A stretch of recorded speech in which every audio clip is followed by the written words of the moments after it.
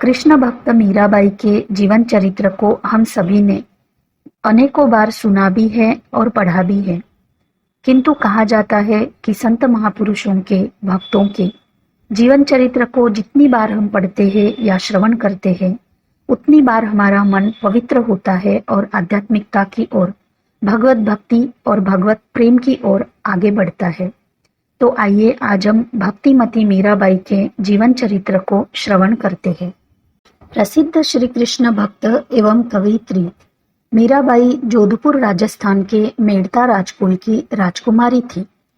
मीराबाई मेड़ता महाराज के छोटे भाई रतन सिंह की एकमात्र संतान थी। उनकी माता का नाम वीर कुंवरी जी, उन्हें झाली जी नाम से भी लोग जानते थे। कुछ विद्वान इनका जन्म 1498 ईस्वी मानते हैं और कुछ विद्वान संवत 1561 मानते हैं। झाली जी ने बचपन से ही मीराबाई को भगवत भक्ति के संस्कार दिए थे। उनका जीवन बड़े दुख और कष्ट में व्यतीत हुआ। मीरा जब छोटी थी तभी उनकी माता की मृत्यु हो गई। इसीलिए उनके दादा राव दुदा उन्हें मेड़ुता ले आए और अपनी देखरेख में उनका पालन पोषण किया। राव दुदा एक योद्धा होने के साथ साथ भक्त हृदय व्यक्ति भी थे। इसीलिए साधु संतों का आना जाना इनके यहाँ लगा ही रहता था। अतः मीरा बचपन से ही धार्मिक लोगों के संपर्क में आती रही। इसके साथ ही उन्होंने तीर तलवार, शस्त्र चालन, घुड़सवारी, रथ चालन आदि के साथ साथ संगीत तथा आध्यात्मिक शिक्षा भी पाई। ऐसी मान्यता है कि मीराबाई के मन में श्री कृष्ण के प्रति जो प्रेम की भावना थी, वह जन्म जन्मांतर का प्रेम था। मीरा पूर्व जन्म में वृंदावन की एक गोपिका थी।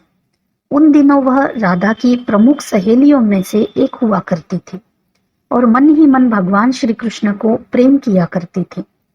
परंतु इनका विवाह एक गोप से कर दिया गया। विवाह के बाद भी गोपिका का कृष्ण प्रेम समाप्त नहीं हुआ। सास को जब इस बात का पता चला तो उन्हें घर में बंद कर दिया गया। कृष्ण से मिलने की तड़प में गोपिका ने अपने प्राण त्याग दिए।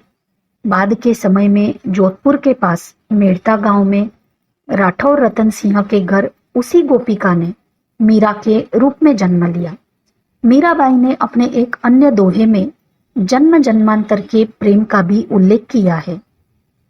आकुल व्याकुल फिरू रैन दिन, विरह कलेजा खाए, दिवसन भूख नींद नहीं रहना, मुख के कथन आवे बहना। कहाँ करूँ कुछ कहत न आवै, मिलकर तपत बुझाए, क्यों तरसाओ अंतर्यामी, आय मिलो कृपा कर स्वामी। मीरा दासी जन्म जन्म की, पड़ी तुम्हारे पांव। मीराबाई के मन में श्री कृष्ण के प्रति प्रेम की उत्पत्ति से संबंधित एक मान्यता है।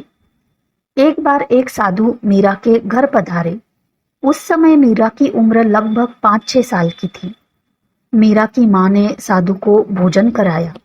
भोजन करते समय साधु ने अपनी झोली से श्री कृष्ण की मूर्ति निकाली और पहले उसे भोग लगाया। मीरा माँ के साथ खड़ी होकर इस दृश्य को ध्यान से देख रही थी।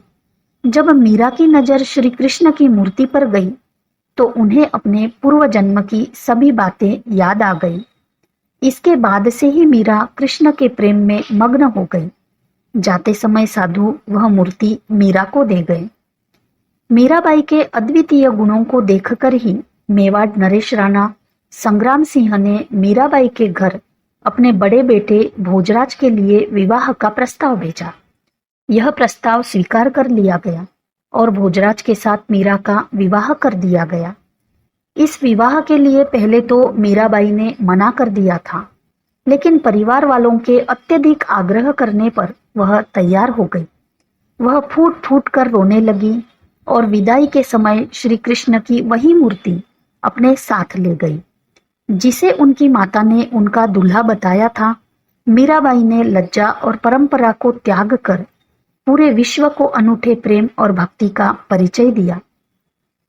विवाह के 10 वर्ष बाद ही मीराबाई विधवा हो गई। उनके पति भोजराज का निधन हो गया। संभवतः उनके पति की युद्धोपरांत घावों के कारण मृत्यु हो गई थी। पति की मृत्यु के बाद ससुराल में मीराबाई पर कई अत्याचार किए गए। बाबर और सांगा के युद्ध में मीरा के पिता रतन सिंह मारे गए और लगभग तभी श्वशुर की मृत्यु हुई। सांगा की मृत्यु के पश्चात भोजराज के छोटे भाई रतन सिंह सिंहासनासीन हुए। अतएव निश्चित है कि अपने श्वशुर के जीवन काल में ही मीरा विधवा हो गई थी। राणा रत्न सिंह की मृत्यु के पश्चात उनके सौतेले भाई विक्रमादित्य राणा राजा बने। पति की मृत्यु के बाद मीराबाई की भक्ति दिन प्रतिदिन और अधिक बढ़ती गई। लौकिक प्रेम की अल्प समय में ही इतिश्री होने पर मीरा ने पारलौकिक प्रेम को अपनाया और कृष्ण भक्त हो गई। वे मंदिरों में जाकर वहां मौजूद कृष्ण भक्तों के सामने कृष्ण जी की मूर्ति के आगे नाचती रहती थी। मीरा के लिए आनंद का माहौल तो तब बना जब उनके कहने पर राजा ने महल में ही श्री कृष्ण का एक मंदिर बनवा दिया। महल में मंदिर बन जाने से भक्ति का ऐसा वातावरण बन गया कि वहां साधु संतों का आना जाना शुरू हो गया। मीराबाई के देवर राणा विक्रमजीत सिंह और उनकी बहन उदा जी को यह सब बुरा लगता था। उदा जी भी मीराबाई को समझाते, लेकिन मीरा दीन दुनिया भूल कर भगवान श्री कृष्ण में रमती जाती और वैराग्य धारण कर जोगिनी बन जाती। भोजराज के निधन के बाद सिंहासन पर बैठने वाले विक्रमजीत सिंह मीराबाई का साधु संतों के साथ उठना बैठना पसंद नहीं करते थे। मीराबाई को मारने के कम से कम 2 प्रयासों का चित्रण उनकी कविताओं में भी पाया गया है। एक बार फूलों की टोकरी में एक विषैला सांप भेजा गया, लेकिन टोकरी खोलने पर उन्हें कृष्ण की मूर्ति मिली। एक अन्य अवसर पर उन्हें विष का प्याला दिया गया, लेकिन उसे पीकर भी मीराबाई को कोई हानि नहीं पहुंची। उन्हें राणा विक्रमादित्य, उनकी बहन उदा और मंत्री विजयवर्गीय ने अत्यधिक कष्ट दिए। वे कुल मर्यादा को छोड़कर भक्त जीवन को ही अपनाती रही। मीरा को स्त्री होने के कारण, चित्तौड़ के राजवंश की कुलवधू होने के कारण तथा अकाल में विधवा होने के कारण अपने समाज तथा वातावरण से जितना विरोध सहना पड़ा, उतना कदाचित ही किसी अन्य भक्त को सहना पड़ा होगा। उन्होंने अपने काव्य में इस पारिवारिक संघर्ष के आत्मचरित मूलक उल्लेख कई स्थानों पर किए हैं। वर्ष 1539 ईस्वी में मीरा वृंदावन में रूप गोस्वामी से मिली। एक प्रचलित कथा के अनुसार मीराबाई वृंदावन में भक्त शिरोमणि रूप गोस्वामी के दर्शन के लिए गई। गोस्वामी जी सच्चे साधु होने के कारण स्त्रियों को देखना भी अनुचित समझते थे। उन्होंने मीराबाई से मिलने से मना कर दिया और अंदर से ही कहला भेज दिया कि हम स्त्रियों से नहीं मिलते। इस पर मीराबाई का उत्तर बड़ा मार्मिक था। उन्होंने कहा कि वृंदावन में श्री कृष्ण ही एक पुरुष है, यहाँ आकर जाना कि उनका एक और प्रतिद्वंद्वी भी पैदा हो गया है। मीराबाई का ऐसा मधुर और मार्मिक उत्तर सुनकर गोस्वामी जी नंगे पैर बाहर निकल आए और बड़े प्रेम से मीराबाई से मिले। वे कुछ काल तक वहां रहकर वर्ष 1446 ईस्वी के आसपास द्वारका चली गई। उन्हें निर्गुणपंथी संतों और योगियों के सत्संग से ईश्वर भक्ति, संसार की अनित्यता तथा विरक्ति का अनुभव हुआ था। तत्कालीन समाज में मीराबाई को एक विद्रोहिणी माना गया। उनके धार्मिक क्रियाकलाप राजपूत राजकुमारी और विधवा के लिए स्थापित नियमों के अनुकूल नहीं थे। वह अपना अधिकांश समय कृष्ण के मंदिर में और भारत भर से आए हुए साधुओं और तीर्थयात्रियों से मिलने तथा भक्ति पदों की रचना करने में ही व्यतीत करते थे। अपने परिवार वालों के व्यवहार से पीड़ित और परेशान होकर मीराबाई द्वारका और फिर वृंदावन आ गई। वह जहां भी जाती वहां लोगों का सम्मान मिलता। लोग उन्हें देवी के जैसा प्रेम और सम्मान देते। इसी दौरान उन्होंने संत तुलसीदास जी को एक पत्र भी लिखा था। उन्होंने पत्र में लिखा था, स्वस्ति श्री तुलसी कुल भूषण दूषण हरन गोसाई, वार ही वार प्रणाम करहु अब हरहु शोक समुदाई। घर के स्वजन हमारे जेते सभन उपाधि बढ़ाई, साधु संग अरु भजन करत मोहि देत कलेस महाई। मेरे माता पिता के समही हरि भक्त न सुखदाई, हमको कहा उचित करिवो है सो लिखिए समझाई।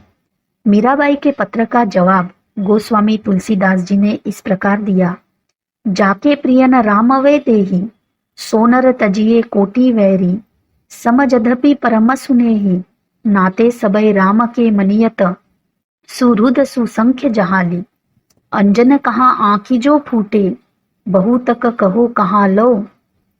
मीराबाई संत रविदास की महान शिष्या तथा संत कवयित्री थी। अधिकतर विद्वानों ने मीराबाई को गुरु रविदास जी की शिष्या स्वीकार किया है। कवि काशीनाथ उपाध्याय ने भी लिखा है, इस विषय पर कोई संदेह नहीं किया जा सकता कि मीराबाई गुरु रविदास की शिष्या थी, क्योंकि मीराबाई ने स्वयं अपने पदों में बार बार गुरु रविदास जी को अपना गुरु बताया है। खोज करूं खोजवा घर को, कोई न करत बखानी, सतगुरु संत मिले रैदासा, दीनी सूरत सहदानी। वन पर्वत तीरथ देवालय, ढूंढा चहुदिशि, मीरा श्री रैदास शरण बिन भगवान और न ठोर। मीरा म्हाने संत है मैं संतारी दास, चेतन सता से न ये दासत गुरु रैदास। मीरा सतगुरु देव की कर वंदना आस, जिन चेतन आत्म कहा धन भगवान रैदास। गुरु रैदास मिले मोही, पूरे दूर से कलम भिड़ी, सतगुरु सैन दई सब आके, ज्योति से ज्योत मिली। मेरे तो गिरधर गोपाल दूसरा न कोय, गुरु हमारे रैदास जी शरण न चित सोय। अतः मीराबाई गुरु रविदास की शिष्या थी और साथ ही नाम शब्द, संगीत और तंबूरा जिसे मीराबाई बजाती थी गुरु रैदास से ही पाया था। इसीलिए संभवतः यह लगता है कि गुरु दक्षिणा के रूप में उन्होंने राजस्थान के चित्तौड़गढ़ में रविदास छतरी का निर्माण भी करवाया था। जब उदय सिंह राजा बने तो उन्हें यह जानकर बहुत निराशा हुई कि उनके परिवार में एक महान भक्त के साथ कैसा दुर्व्यवहार किया गया। तब उन्होंने अपने राज्य के कुछ ब्राह्मणों को मीराबाई को वापस लाने के लिए द्वारका भेजा। जब मीराबाई आने को राजी नहीं हुई तो ब्राह्मण जिद करने लगे कि वे भी वापस नहीं जाएंगे।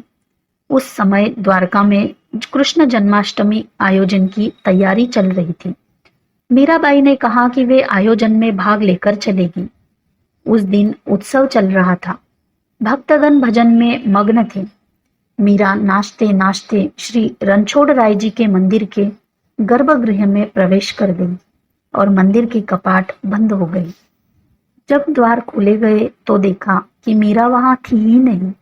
उनका चीर मूर्ति के चारों ओर लिपटा गया था और मूर्ति अत्यंत प्रकाशित हो रही थी। मीरा मूर्ति में ही समा गई थी। उनका शरीर भी कहीं नहीं मिला। उनका उनके प्रियतम प्यारे से चीर मिलन हो गया था। जिन चरण धर योगो वर्धन, गर्भ मधवा हरण, दास मीरा लाल गिरधर, आजम तारण तरन। संत कवयित्री मीराबाई ने अपने हृदय मंदिर में इष्ट श्री कृष्ण की मूर्ति स्थापित कर बचपन से ही उनकी पूजा आराधना और अर्चना आरंभ करती थी। यही से उनके भाव विवल भक्ति के गीत फूटे और बहे, जिसमें युग युग की मानवता अपनी आत्मिक प्यास बुझाती रही है। कृष्ण के प्रति प्रेम भक्ति उनके नारी सुलभ स्वभाव एवं रीतियों के अति अनुकूल भी थी और दैव योग से मीरा इसी दिशा में प्रवृत्त भी हुई थी। भौतिक जीवन और घटनाक्रमों ने इस वेग को और भी बढ़ाया और उचित दिशा को साधा था। वह पारिवारिक संबंधों से मुक्त होकर उन्मुक्त हुई महाभाव में हिलोरों पर उन्मत्त झूलती रही। मीराबाई ने स्वयं मुक्त होकर अपने समय और युग की नारी को भी, देश समाज के मानव एवं मानवता को भी मुक्त कर दिया। मध्य युग में ही आधुनिक मानव की मुक्ति का बिगुल बजाने वाली स्त्री संत, आधुनिकता के नारी विमर्श का बीजारोपण करने वाली मीराबाई अपने जीवन में तथा निर्वाण में भी मुक्त ही रही। वास्तव में मीराबाई वर्तमान भौतिक अंधकार के विरुद्ध भारतीय महाभाव, प्रेम एवं अध्यात्म का प्रकाश स्तंभ है। भौतिक वैश्वीकरण एवं बाजारीकरण के विपरीत मानव की मुक्ति, समानता, गरिमा के आग्रहों को भावनात्मक सार्वभौमिकता देने वाली मीराबाई आध्यात्मिक वैश्वीकरण एवं विश्व मानवता का अलख जगाने वाली इस भारत देश की महान सन्नारी, महान मानवी है।